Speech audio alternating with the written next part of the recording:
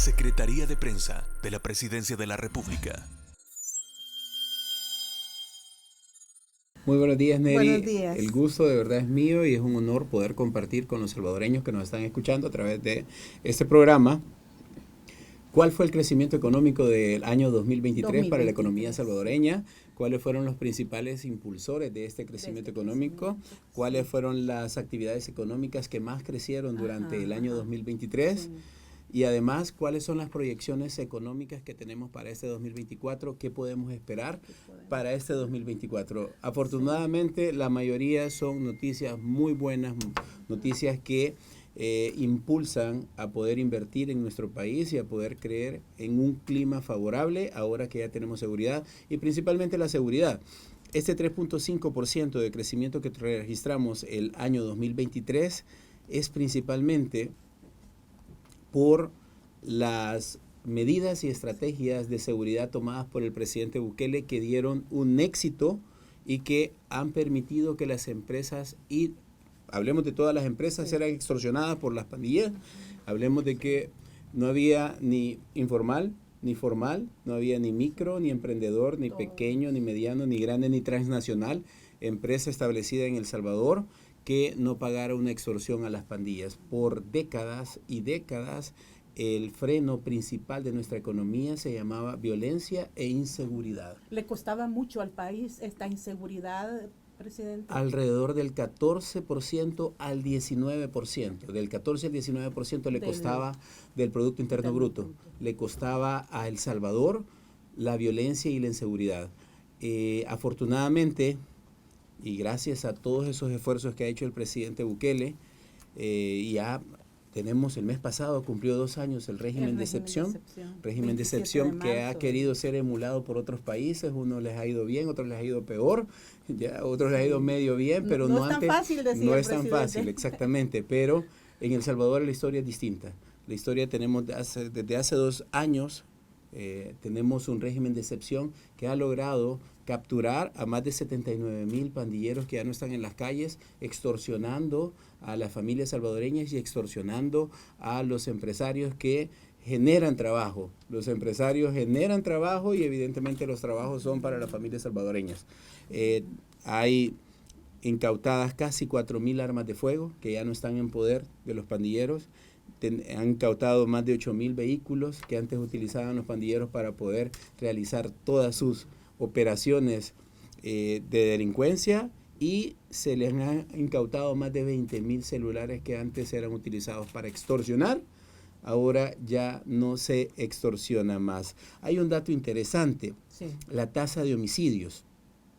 La tasa de homicidios por cada 100,000 habitantes lo podemos medir en todos los países, es una tasa muy importante. Cerramos el 2023 con una tasa de homicidios de 2.4%. Podemos decir que somos el país del hemisferio occidental con menos homicidios registrados. Compitiendo con Canadá, decían, ¿verdad? Compitiendo con Jamaica, Ecuador, y vamos por escala. Jamaica tiene 60.9, Ecuador tiene 44, Haití tiene, por ejemplo, 40. Pero veamos, Honduras, 31. Honduras que está a la par, somos vecinos, ¿no? De Honduras. México, 23. Belice, que también está a la par, 21.5, Brasil 18, Costa Rica 17.3, sabemos que la seguridad de Costa Rica ahorita está bastante debilitada, Puerto Rico 14, República Dominicana 13, Panamá, un país que está pegado a la región centroamericana, pues, es 11.5%, Uruguay 11.2%, Estados Unidos 6.4%, Nicaragua 6.2%, Chile, Perú. Pero no nos quedamos ahí. Esa fue la cifra con que cerramos el 2023. Al 2024, si lo comparamos año con año, solo llevamos a febrero y marzo, llevamos 22 homicidios en total. Es decir, que nuestra tasa ha bajado de 2.4 a 1.4. Se podía bajar más. Si el 2.4 ya nos mantenía en la cima de los países más seguros del hemisferio occidental, el 1.4 nos pone la vara mucho más alta a los demás países que tienen ese gran reto de darle seguridad. Pero, aunque la seguridad no es una variable económica, en El Salvador ha sido el principal impulsor de todo este crecimiento económico. Las empresas, y podemos destacar que las empresas ya no están pagando extorsión. Las familias, los emprendedores, los pequeños emprendimientos que se ponían a vender en su casa para poder tener una tiendita, un salón de belleza, un taller mecánico, un taller de reparaciones, cualquier tipo de emprendimiento que una familia quisiera poner, incluso en su casa, no en un local comercial de esos caros, no, incluso en su casa un emprendimiento y que les iba muy bien, un salón de costura, esos emprendimientos, aún esos emprendimientos estaban afectados. Parte de sus ganancias tenían que ser destinadas a las pandillas, porque era eso o la vida. Evidentemente no había actividad económica en El Salvador, ni formal ni informal, ni por tamaños, no se excluía ni por tamaños, que no estuviera afectada por las pandillas. Ahora que ya eso no pasa en El Salvador, que tenemos un estado de seguridad donde se puede poder invertir y reinvertir y generar fuentes de empleo, que eso es muy importante también, ¿no? Claro. Generar más fuentes de empleo, en vez de decir, no quiero hacer más grande mi negocio porque las pandillas me van a cobrar más extorsión. Eso ya no existe. Ahora, ¿cuál es el otro factor determinante de este crecimiento económico? El turismo. El turismo es fundamental. Pasamos de ser un país en el cual nadie quería venir, porque éramos el país más inseguro del mundo, estábamos en la lista del top 10 de los países donde no vaya, porque ahí matan, estaba El Salvador.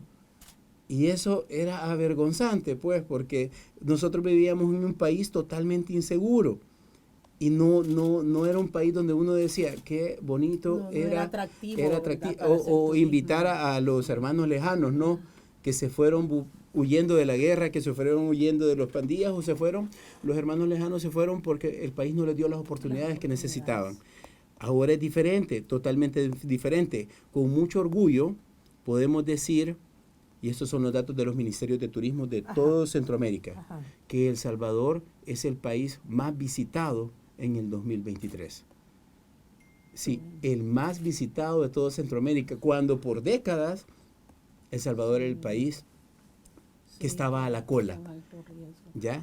¿Qué ha significado para la actividad económica el que el país sea el más visitado? Ahorita lo vemos. Ahora, el año pasado El Salvador recibió a 3.4 millones de visitantes internacionales.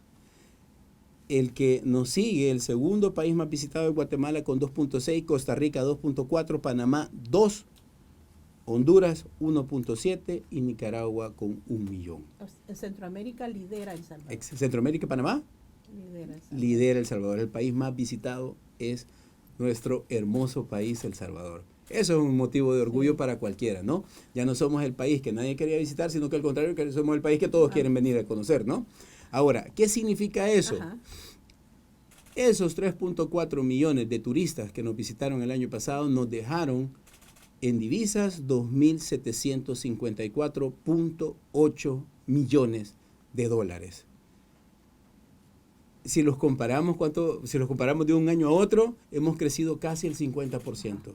47.8 con el 2022.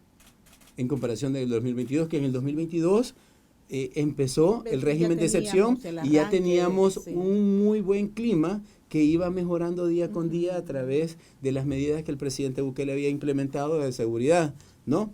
Si nos comparamos cuántos turistas vinieron más del año pasado, del año 2022, un 36%. Pero no solamente estamos viendo que vienen más turistas, no estamos viendo que traen más dinero, sino que estamos viendo que en promedio los turistas antes, en el 2022, se quedaban 8 días y ahora se quedan 11. Es decir, que la estadía también ha aumentado. Hemos aumentado 3 días más y en promedio cada turista que viene al país gasta $790 entre hotel, transporte, restaurantes, alimentación y todo lo demás que requiere tener un país acá. ¿Ya? Aquí, exactamente. ¿Qué podemos destacar? Principalmente que de enero a febrero de este año, si lo que estamos comparando en turismo, también hemos crecido casi un 35% de enero a febrero en turistas del 2023. No, de 2020, de enero a febrero de 2024 hemos recibido un 34% más de turistas de enero y febrero de los que recibimos 2023. en el 2023. Eso nos propicia a que la proyección de este año nuevamente es muy probable que volvamos a ser el país más visitado y que tengamos un incremento en las divisas que esos turistas nos vienen a dejar aquí en el país. Sí. Y no lo dejan al gobierno, Neris, o sea, no lo dejan al gobierno, sino que lo distribuyen en todas las actividades económicas, ¿no? Los turistas vienen acá y tienen que hospedarse, tienen que transportarse, ¿sí? Tienen que alimentarse también. Van a supermercados, compran el supermercado, pero también visitan restaurantes, van a sitios turísticos, porque esa es la atracción, pues vienen al país a conocer sitios turísticos, gastan en esos sitios turísticos localmente, ¿no? O sea, esos 2.700 millones la gente pensará que son para el gobierno, no son para el gobierno, se distribuyen en todas las actividades económicas donde el turista viene. Hay otros turistas también que no solo vienen a conocer, sino que también vienen a hacer negocios al país. Tenemos turismo de negocios. Exactamente. ¿Verdad? Y también tenemos turismo. Convenciones y todo esto. También tenemos turismo, Neri, de los que vienen por servicios médicos. Que eso es importante. De Centroamérica nos visitan muchos hermanos centroamericanos que vienen a tratarse sus temas médicos aquí a El Salvador. Es decir, que confían tanto en el sistema sanitario de nuestro país que hasta dejan de asistir a los centros asistenciales de sus países y se vienen para El Salvador. ¿Tenemos turismo médico? Sí, tenemos turismo médico. Ha sido importante el aporte del turismo a este crecimiento económico de 2024.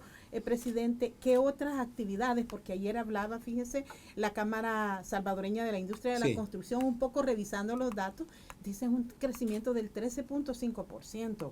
Estamos, ahorita solo hemos hablado de los principales impulsores, ya que es seguridad, que ha impulsado mucho el turismo, pero también recordemos que el gobierno ha hecho su parte en el tema de turismo.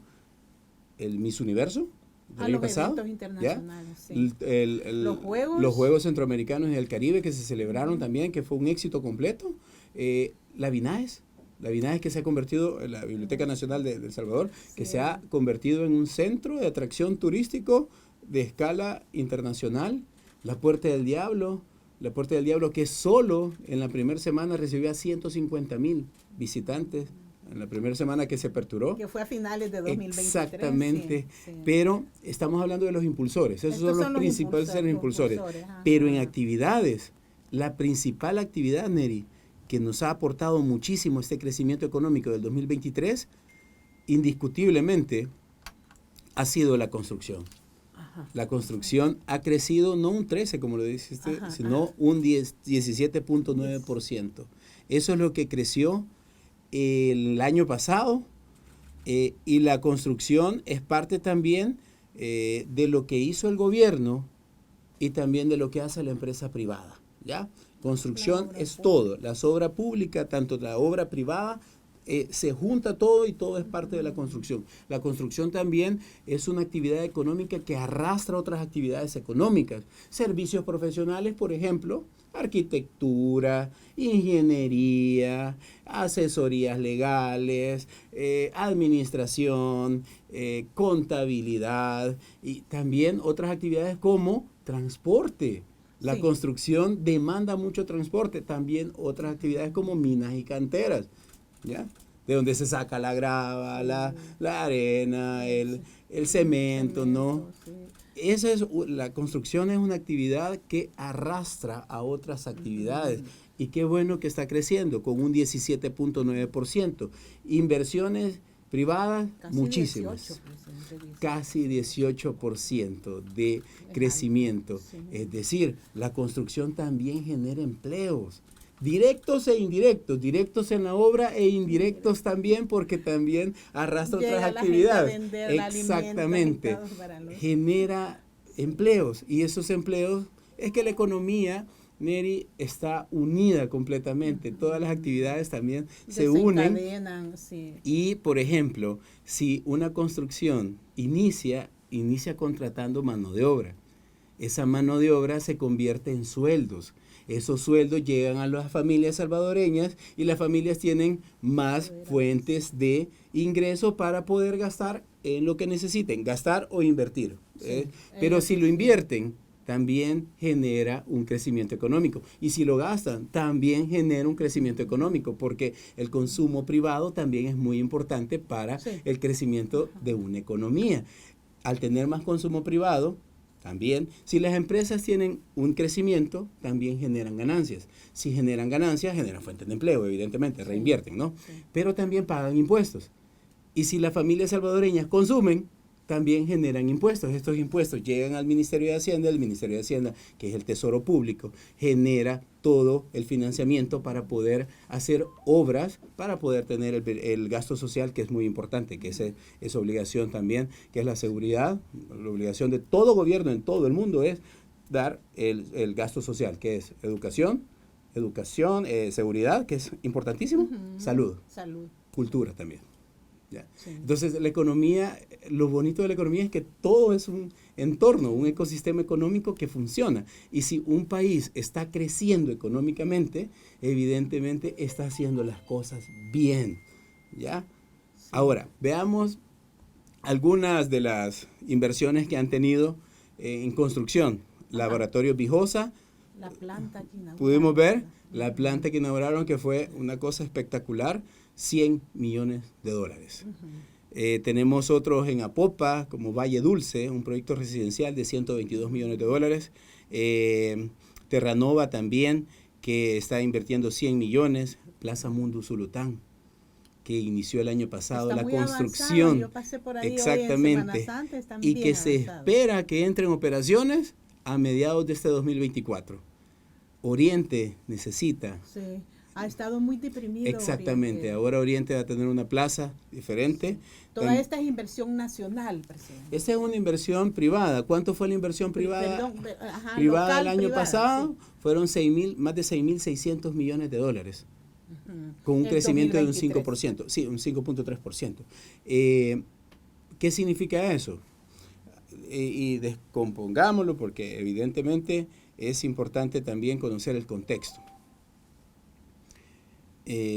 Si una empresa ya no está pagando extorsiones y mira un clima favorable de seguridad y mira un clima favorable económico, es decir, que el país va en crecimiento económico, que no va en un estancamiento, que no va contrayéndose su economía, que no está cayendo su economía, evidentemente las empresas dicen, está bien, invirtamos, pero en todo el mundo sucede que en un año preelectoral las empresas se comprimen su inversión. Contraen su inversión. Es natural porque evidentemente esperan qué va a pasar. ¿Y cuándo fueron las elecciones? Fueron en febrero, ¿no? Sí, el 3 de febrero. El 3 de febrero que iban a marcar los próximos 5 años. ¿Ya? Entonces, los 5 en el caso del presidente y los 3 en el caso de la Asamblea Legislativa, ¿no? Entonces, es normal que en las economías las inversiones privadas se contraigan en el año preelectoral. Pero aquí al contrario, Neri. No pasó eso. No pasó eso. Al contrario, las empresas están conscientes de los enormes avances que este gobierno ha tenido. ¿Y por qué no decirlo, Neri? El crecimiento económico que registramos nosotros, que ese 3.5%, destaquémoslo y sintámonos orgullosos, que ese 3.5% es superior a los últimos 30 años en crecimiento en promedio, que era 2.1%. Sí. Tenemos 3 décadas de crecimientos en promedio de 2.1%. No crecíamos más. El año antepasado, que es el 2022, crecimos un 2.8%. Ya estábamos superando el promedio. Pero este año, un 3.5%, el 2023, nos garantiza que nosotros tenemos un crecimiento y una economía que de verdad ahora es favorable para todos. Principalmente son los créditos. Nosotros tenemos un indicador relacionado que es por parte de cuántos créditos destinados a la construcción de viviendas ha otorgado el sistema financiero a el sector construcción. y vemos un aumento sumamente importante, más del 50%, es decir, en específico 53.8%, un incremento en los créditos del sistema financiero destinados específicamente para proyectos de construcción de viviendas. Y los podemos ver, los salvadoreños pueden ver esos edificios que se están construyendo, esas residenciales hoy, exactamente, de los apartamentos, decía Casalco, y el boom inmobiliario que está teniendo nuestro país, El Salvador. Se ha encarecido los terrenos, presidente. Claro, la seguridad es parte de lo que teníamos antes, y nosotros lo hablamos también con los presidentes de los bancos, de los bancos cooperativos y las sociedades, que somos los reguladores, como Banco Central somos los reguladores del sistema financiero. Ellos nos dicen que casas que ellos tenían como activos extraordinarios que no podían vender ni rematar, porque unas estaban usurpadas por pandilleros, otras estaban en zonas que aunque estuvieran solas, no podían venderlas porque eran terrenos o casas donde nadie quería comprar. Muy convulsionados. Ahora están comprándoselas y se lo están comprando no a precio de remate, sino que a precio normal. Eso es parte de los beneficios de tener un país seguro, de un país donde ya no era controlado por las pandillas, sino que al contrario, ahora los salvadoreños son los dueños de este hermoso país. También podemos decir que en importaciones de bienes de capital destinados específicamente para la construcción crecieron un 9.8%, reportando casi 22 millones adicionales si lo comparamos con el año pasado. Pero no podemos dejar a un lado también el esfuerzo que el gobierno ha hecho también por parte de la construcción para poder darle dinamismo a esta actividad económica. Recordemos que se remodelaron todos los escenarios deportivos para poder llevar a cabo los Juegos Centroamericanos y el Caribe 2023, que tuvieron una inversión de alrededor de 130 millones. También los escenarios que se adecuaron para poder recibir a el Miss Universo, que fue un éxito en turismo, pues en el 2023, durante el periodo del Miss Universe 2023, la capacidad hotelera de nuestro país se vio escasa. Es decir, se llenaron todos los hoteles, llenaron todos los hoteles, los turistas, llenaron todos los Airbnb y no había dónde hospedarse, nos quedamos cortos. Evidentemente, Nery, veníamos de un país que nadie visitaba. Ahora se está invirtiendo muchísimo también en construcción de hoteles. Exactamente. Podemos ver la central hidroeléctrica 3 de febrero con una inversión de 150 millones de dólares en el 2023, solo en el 2023. Esta es inversión pública, sí, ¿verdad? Que también contribuye a la construcción. También el nuevo Hospital Rosales, que tiene una inversión de 61.2 millones de dólares, que inició en el 2023. Nosotros calculamos lo que se invierte en el periodo, que es parte de lo que se incluye en esta actividad económica. No dejemos a un lado todas las inversiones que hace el MOP, todas las inversiones que hace la DOM, la Dirección de Obras Municipales, que ha hecho muchísimo en todos los municipios de El Salvador. Pasemos a otra actividad, que es la segunda que más ha crecido, que es la electricidad. La electricidad hemos diversificado, Nery, la matriz energética. Hemos pasado a ser un país que dependía de la generación de energía a través de los combustibles fósiles, a través del combustible para generar energía, a que nuestra mayor parte de energía se genere a través de fuentes renovables, limpias y renovables, que aparte de eso son más baratas. Y hay una inversión alta en un principio, claro, pero al final el rendimiento es... El 64.2% de nuestra producción de energía es con fuentes renovables. Hablemos de gas natural, geotermia, solar, fotovoltaica, eólica, biomasa, biogás, entre otras, que generan energía de fuentes renovables. Es decir, pero hay otro dato muy importante. Por décadas y décadas, El Salvador no era capaz de producir la demanda que necesitaba para poder satisfacerla. Comprábamos energía. Teníamos que comprar energía más cara a nuestros países vecinos, Guatemala, Honduras. Afortunadamente, desde el año pasado y este año, ya El Salvador ahora es exportador de energía. El año pasado empezamos con exportaciones de más de 3.000% de crecimiento, cerramos con exportaciones como de 1.860%, y este año también tenemos un crecimiento de un 86% en exportaciones. Ya, tenemos exportaciones sumamente importantes a países que están como estábamos nosotros, El Salvador, que no podían suplir su demanda interna, y hay países que hasta tienen cortes de días enteros a través de una crisis energética. Yo leo en Honduras, por ejemplo, que permanentemente anuncian cortes. Neri, si nosotros hiciéramos en este país, ¿no sería atentar contra el crecimiento económico? Claro que sí. Repercusión. Claro que sí. Los hogares no podrían tener toda la demanda que necesitan, las empresas no tendrían toda la demanda que necesitan para producir, y evidentemente eso nos resta en el crecimiento económico. Por ejemplo, el 2023 exportamos 34.7 millones de dólares en energía eléctrica, y nuestros principales compradores son Centroamérica. Es Guatemala y Honduras. ¿Ya? Cuando antes les comprábamos, ahora nosotros les vendemos. Estaremos vendiendo. Exactamente, pero ¿en qué nos beneficia como salvadoreños a que produzcamos nuestra propia energía? Principalmente, y si es de fuentes renovables, principalmente a que la energía que estamos produciendo es más barata que la que estábamos comprando. Sí. ¿Ya? Entonces podemos tener energía, exactamente, podemos tener toda la energía que necesitamos y a un precio más barato de lo que fuera si la compráramos. Y tenemos energía de buena calidad. Muy buena calidad, exactamente. Otro dato importante, si vemos el número de empresas que exportaban energía eléctrica en el 2019 y las comparamos con las que tenemos en el 2023, hemos crecido 14 empresas más. Sumamos en total 41 empresas que ahora en el 2023 están exportando energía. 14 más de las que registramos en el 2019. Y es principalmente por eso, por la diversificación de la matriz energética y porque estamos produciendo más de lo que realmente necesitamos como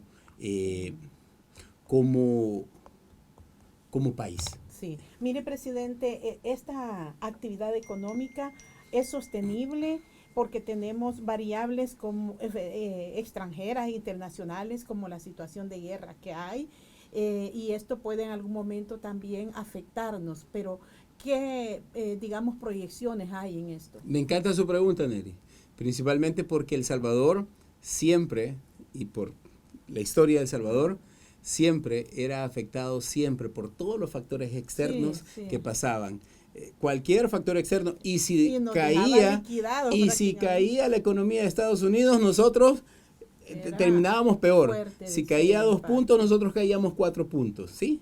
Sí. Es importante destacar que por primera vez en la historia de nuestro país estamos creciendo por factores internos, y los factores externos los hemos sabido, hay que destacarlo muy bien, el gobierno del presidente Bukele, el presidente Bukele como tal, los ha sabido manejar, y con estrategias y medidas los ha sabido alejar, mitigar, evidentemente minimizar los impactos, y eso nos ha ayudado muchísimo a que a través de factores internos ahora estemos nosotros creciendo. Ya hablamos, ¿verdad? Seguridad, turismo, la construcción, la energía eléctrica, los servicios profesionales, todo eso. ¿Y en qué nos basamos en poder decir que tenemos un clima favorable económico? Fácil. En este año nosotros vamos a crecer dentro de un 3.5 a un 4%. 2024. Es decir, que estamos esperando crecer mucho más de lo que crecimos el año pasado en el 3.5. Esperamos crecer en el rango del 3.5 al 4%. Estamos con las variables que tenemos ahorita, las últimas variables, el IVAE, que va muy bien, 1.9%, y tenemos también la remesa, las import y las export, entre las otras variables, pero con las pocas variables que tenemos ahorita hemos proyectado que vamos a crecer dentro de un 3.5 a un 4%, y que la inflación también se va a mantener y se va a cerrar como un 0.8%. Y mire, es cierto, escuché que dijo el expresidente del Banco Central, Carlos Acevedo, que las importaciones, él decía, las exportaciones están por el suelo. Pero yo escuché también a la presidenta de Coexport hablar que las exportaciones de servicios, dijo ella, que tenían un buen indicador, pero que sí estábamos un tanto reducidos en bienes. En bienes. Exportaciones. En exportaciones. Ajá. Déjeme Hemos ahorita. tenido una contracción en las exportaciones, presidente, que también... Pero de precio. Me encanta su pregunta, Neri, me encanta. Hemos tenido una de precio.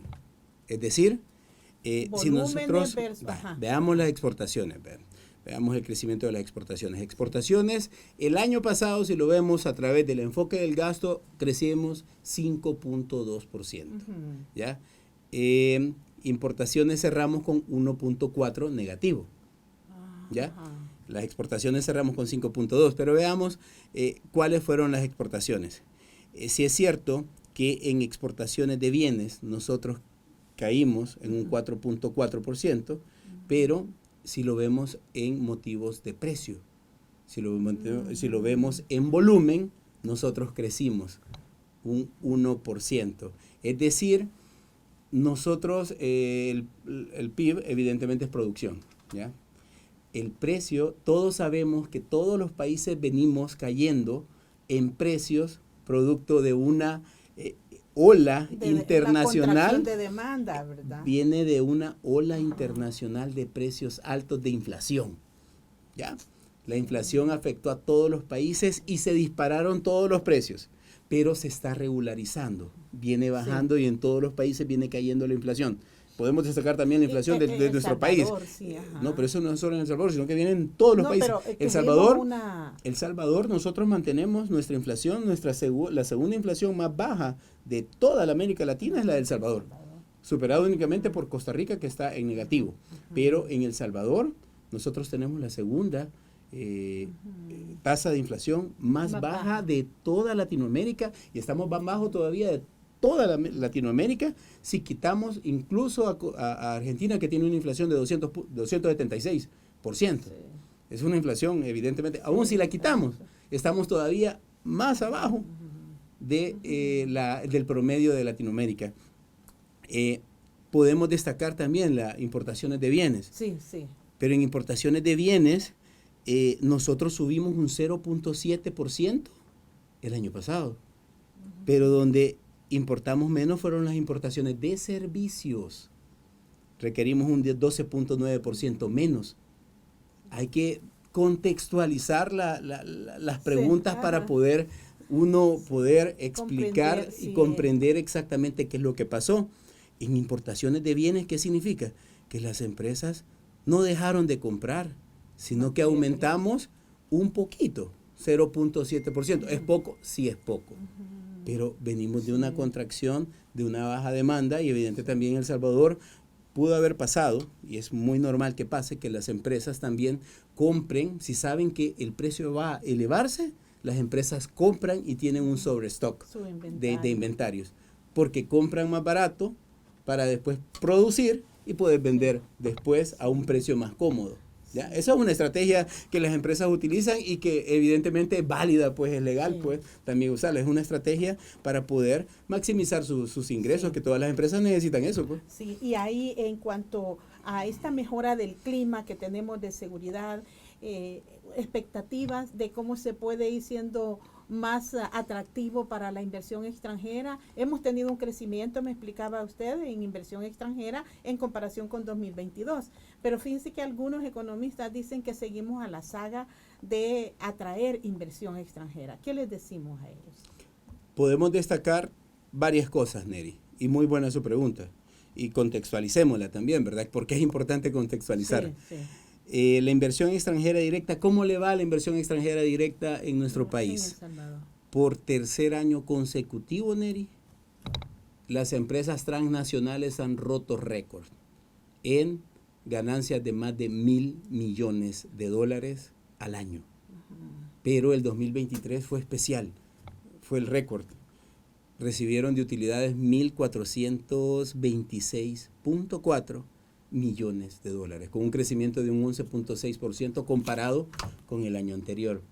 Es decir, ¿les va mal a las empresas que invierten en El Salvador? No. ¿Por tercer año consecutivo han tenido crecimiento? Sí. Y una rentabilidad también grande.